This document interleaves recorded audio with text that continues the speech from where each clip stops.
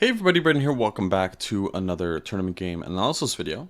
Today we are going to be covering round number 5 from the Quebec Open in 2022. I am playing against Ronald. I am currently on a 4 out of 4 score, which I think has been a pretty good tournament so far, besides round 2 where I was completely lost like right away out of the opening, but I ended up coming back and winning, which was nice. But okay. Now we're playing against the highest rated opponent. I don't know if it was in the field, but at least so far. Let's see how it goes. I play e4. Ronald plays d6 here, going into the perk. So I just go for my normal perk setup. And I play bishop d3 here. So just a little story for you guys. Now I'm playing f3, which is kind of the exact same idea as bishop d3, as we'll see in a moment. But I think f3 is much more flexible. Let's talk about it, because, you know, why not? Let's give a little lesson. So bishop d3 is the third most common move in master games. f3 is second most common, and knight c3 is the most common. It's the most natural move as well. Bishop d3, I had the idea in the game to go for a same-ish where my bishop's misplaced, but later I found out that I could actually just do this with the move f3, because the way that black should play here in order to avoid a same-ish is to play e5 or c5, which both are maybe not the most tempting moves to play. Like e5 looks a little scary just because you see an endgame like this, and you immediately think, like, okay, white has gotten everything they wanted and more. Turns out it's about equal, but this is a position I'd be extremely happy to play nowadays. And also c5 is something to think about, where if you take, then there's queen a5 check, avoiding that endgame. So it's the same idea, just with a little bit of a change. And here, my theory is a little bit less defined. There's c3, there's d5, there's like knight e2. I'm gonna be considering c3 or d5, but this is something I've studied just a little bit less. Anyways, so bishop d3 is what I played, and it's not the most popular move, but the idea again is to go for a same-ish where my bishop's just slightly misplaced, or just the King's Indian. My apologies. My opponent plays g6. I play c4. We see bishop g7, and now I play knight c3, and we're seeing how this is just turning into a King's Indian. So I was pretty happy to go into these positions because I did a little bit of research on my opponent, and I noticed that they had some trouble in the same-ish, and this is why I ended up playing it. So after f3, my opponent plays knight bd7, and here we're seeing some of the drawbacks of the bishop on d3 as opposed to e2. Generally, we want the bishop on e2, but we also want our knight on e2. Why is it that the bishop on d3 is more problematic than the bishop on e2, which hinders our knight's development? It's because of knight bd7, actually. So, for example, let's just say we get into a King's Indian here, and they don't take the pawn for some reason. So let's say they play g6 instead. Now c4, knight f6, knight c3, bishop g7. This is just another way to get to it. f3, castles, and bishop e3 now, right? Okay, so normal King's Indian. Same-ish variation. Let's avoid the fact that c5 is a move. We're not going to talk about the high theory of the same-ish. But here, knight bd7 isn't really as great. And the reason why is because we can get our bishop on e2, and we can do something else with our knight. We can actually play the move knight h3, bring it to f2, and bring the bishop to e2. This is actually very helpful for us. First off, this helps prevent any bishop g4 breaks. Maybe we play g4 ourselves. The game goes on, and this is kind of like what white wants out of these positions, and this is known to be okay for white. Pretty good, actually. So, okay, that's just one little piece of information that I thought I would lend to any King's Indian or same-ish players, that this is kind of a thing. Because you can't play knight h3 in this position, as we can see. If you play knight h3 here, they just snap it off the board, and this is extremely, like, worth it. Normally, you don't want to give up this bishop unless there's a really good reason. That's a really good reason. Like, knight h3 here is awful. Like, if they play a6 and then just snap this off, this looks disgustingly bad. And this looks like a dream come true for black. Okay, But alright, f3, knight bd7, I played knight ge2, and, well, my bishop on d3 is already there. I don't want to play bishop e2, so I'm just going to play it like this. c6, bishop to e3, e5 now. I go d5, trying to make sure that I still have queenside space. I didn't have to do this. I could have left the tension. I could have played like something like bishop c2, try to go for like a Maroczy where the e-pawn's traded instead of the c-pawn.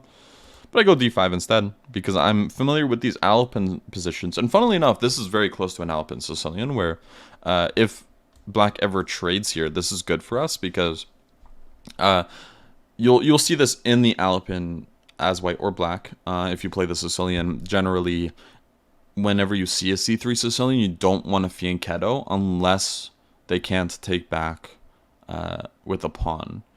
And I'm not, actually, you know what, I'll show that, why not, it doesn't hurt. So c5, c3, generally these g6s are something you want to avoid whenever black can keep a or white can keep a structure like this in the center. Yeah, if you see something like this, I think h3 looks okay. Knight f6, knight c3. And the problem is black's just a little passive here, and white definitely can claim a slight advantage because of the great center. Going back to the game, though, because there's just a lot of stuff to cover, I thought I'd mention that because that's cool, and that's something that I learned earlier in the year. So it's good to pass on that information.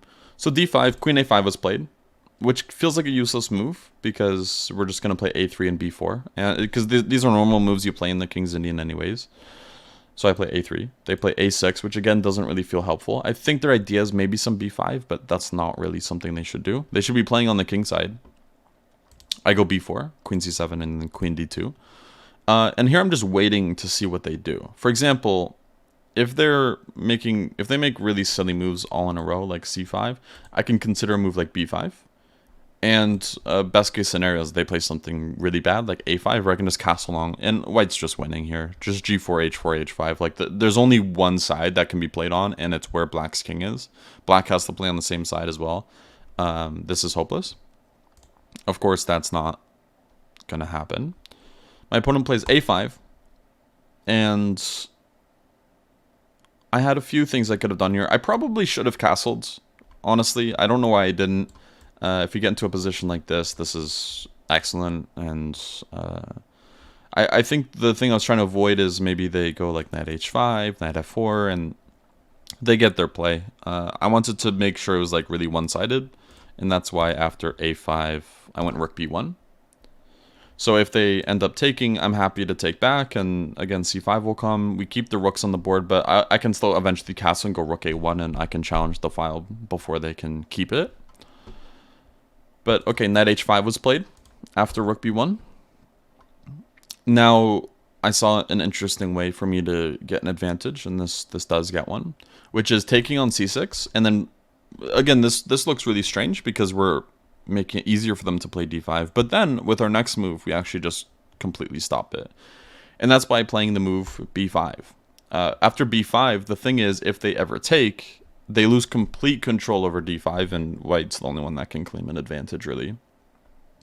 Of course, they don't do that.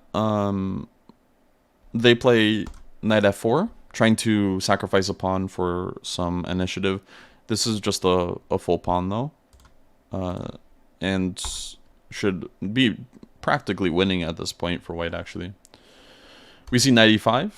And I play b6, trying to get a passer. And this pawn's actually really annoying to take off the board, which is nice. Now my opponent plays queen e7. And then I play knight e2, which is actually not really such a great choice. They can play bishop e6, and maybe even something like d5. And normally a move like knight d4 would be great for us, but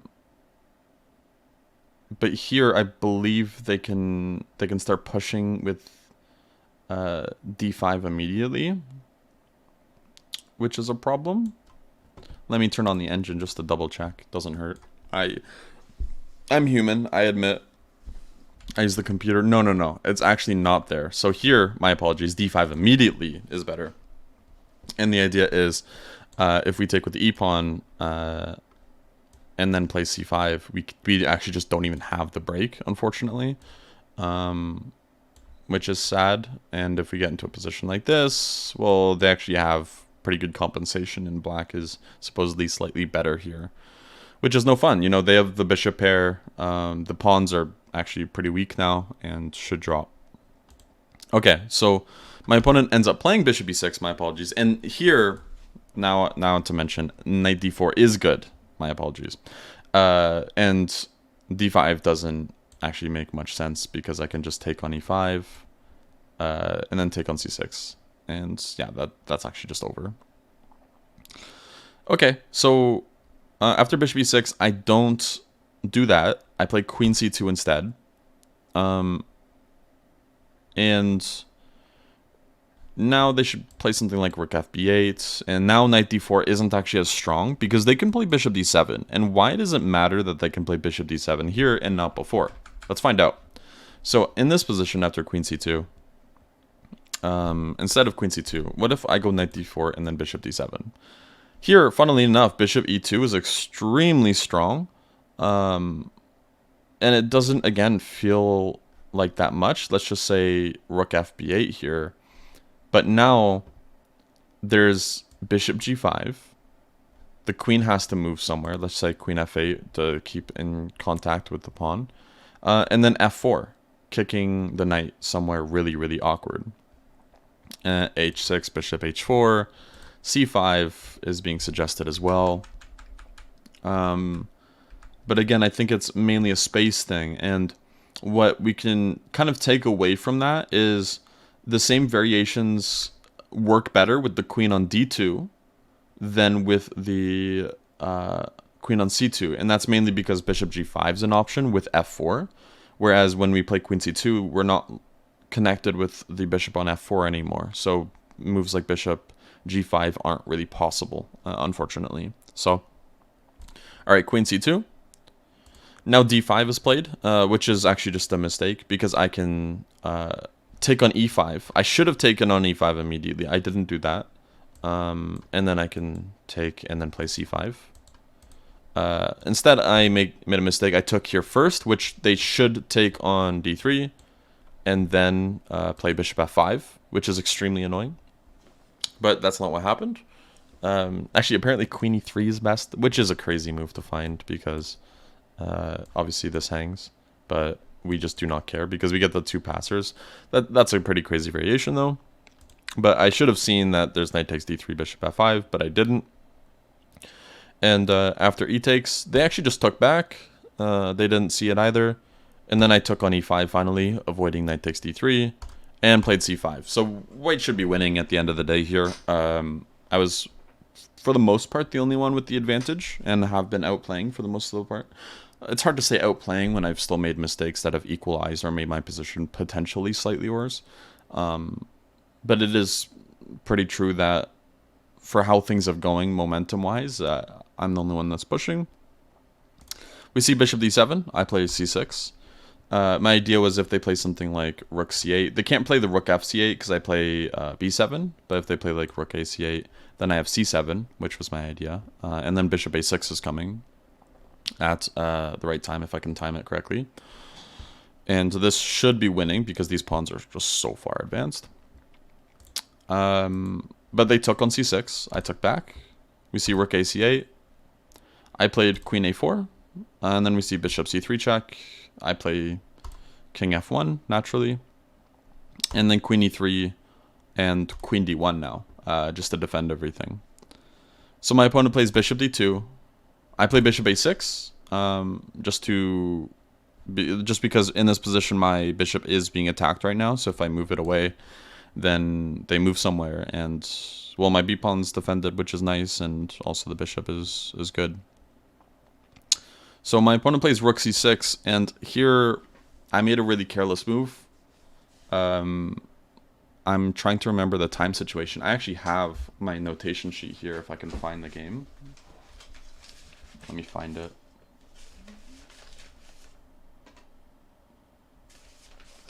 So in this position,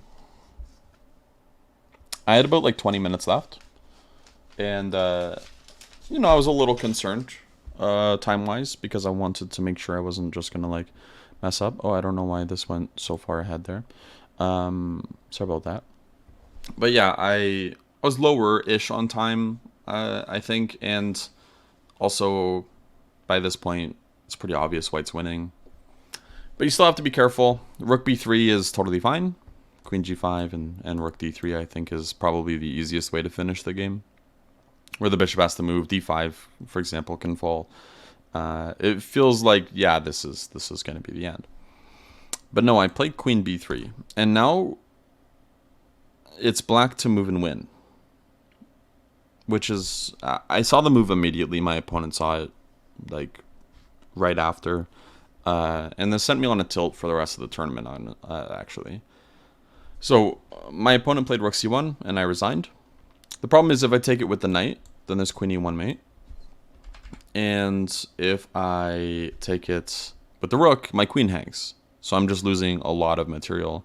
Even though I'm up a piece, if I take here, even in a position like this, it's just not enough at all. It's not even close. First off, like, everything is really badly coordinated anyways. And if I move off the 7th rank, they can at least win the rook on h1 as well. So yeah, this is just kind of a hopeless position. I just resigned. And this sent me on a pretty bad tilt because I was better for most of the game. I was winning for most of the game as well. And I lost.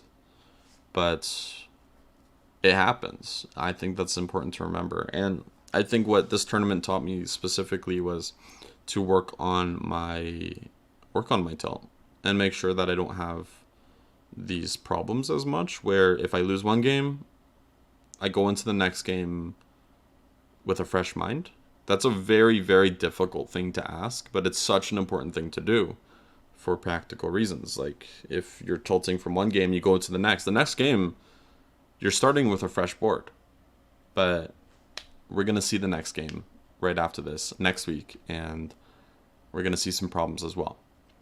I hope you guys enjoyed this one. Maybe learned something from the opening, maybe learned something from the middle game. It also learned to never take your eyes off the prize and make sure you are being diligent with your calculation and not making quick moves. So that's going to cover it. Thank you guys for watching, and I will see you all in round number 6. Have a good one. Bye-bye.